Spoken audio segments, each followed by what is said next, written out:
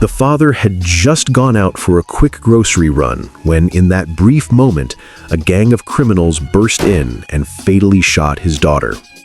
The motive for the attack was a simple recruitment ritual to recruit a rookie.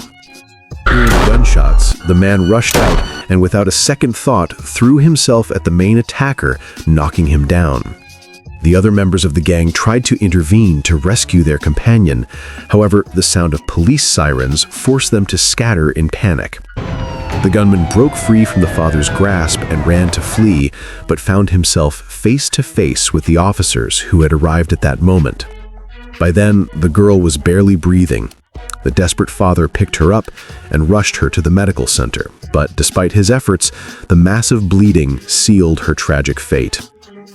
Devastated by the loss, the man vowed to avenge his daughter's death at all costs.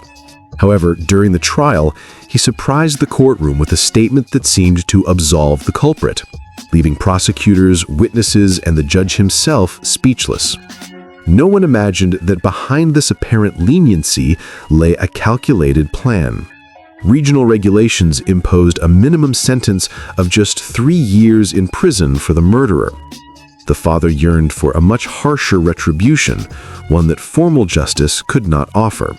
He would be responsible for delivering his own form of fairness. In the end, the lack of conclusive evidence allowed the verdict to declare the killer free of charges.